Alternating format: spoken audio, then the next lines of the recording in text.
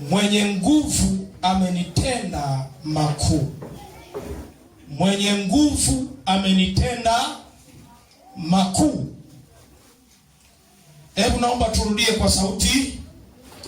Mwenye nguvu amenitenda makuu. Naomba turudie kwa sauti kabisa jamani.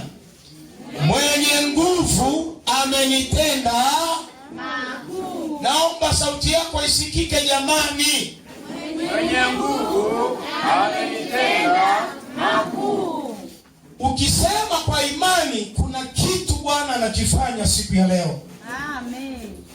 Ukimwamini huyu mwenye nguvu anayeitwa Yesu Kristo kwenye maisha yako, hakika atakutenda makuu. Amen. Luka sura ya 1 mstari wa 49. Wewe utaanzia kusoma mstari wa 45 mpaka 50. Lakini mimi nitasoma andiko moja, mstari wa 49 peke yake. Biblia inasema, kwa kuwa mwenye nguvu amenitenda makuu na jina lake ni mtakatifu. Amen. Kwa kuwa mwenye nguvu amenitenda makuu na jina lake ni mtakatifu. Jamani, Bwana asifiwe. Inalosema mwenye nguvu amenitenda makuu, ule mstari wa 49, kuna kitu kilitokea.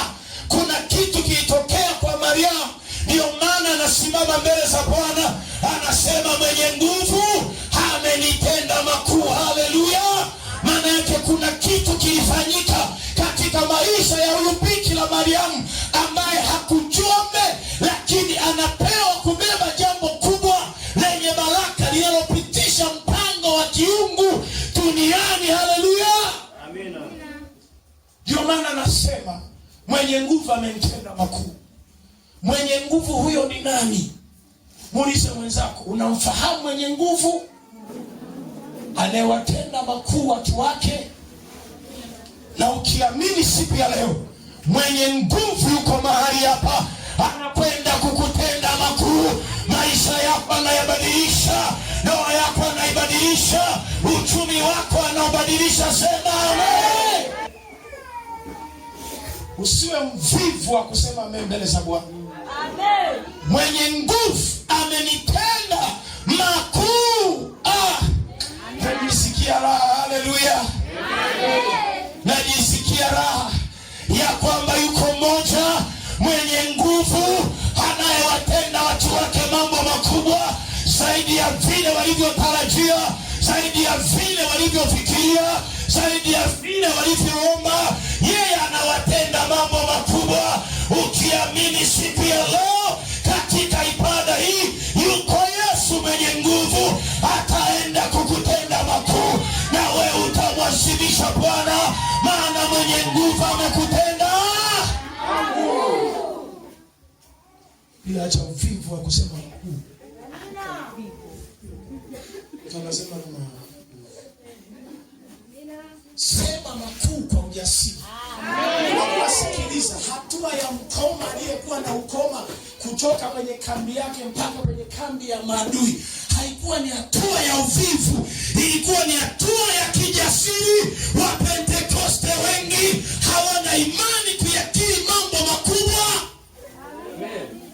Ndio maana ameproza kudeshi, hakuna pokea kwa kidogo hivyo hivyo.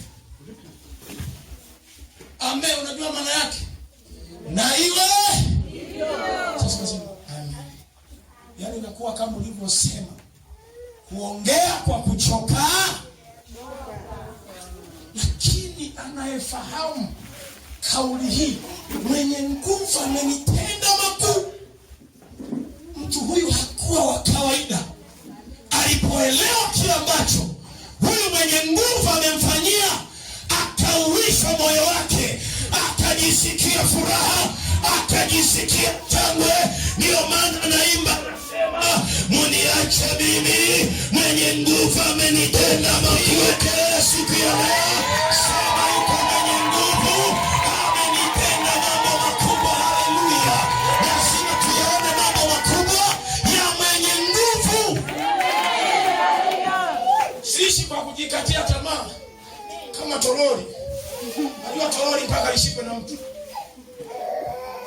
Mwambie mwenzako, mimi sio toroli. Ishi kwa ujasiri kama mtoto wa Mungu. Kukiri kwako kusiangalie mazingira. Ukiangalia kuanzia mistari ya kwanza, utagundua Mariamu anapitishiwa mpango wa kiungu wa ajabu sana kwenye maisha yake. Hajawahi kukutana na mwanaume yoyote, lakini anaambiwa utamzaa Mwokozi, na Mwokozi huyu ni mtu mkuu. Haleluya, amen. Hajawahi kukutana na mwanaume, lakini anaambiwa utamzaa Mwokozi. Amen. Halafu anayemwambia sio mlevi, sio mvuta bangi, anamwambia malaika kwamba Mariamu utamzaa Mwokozi.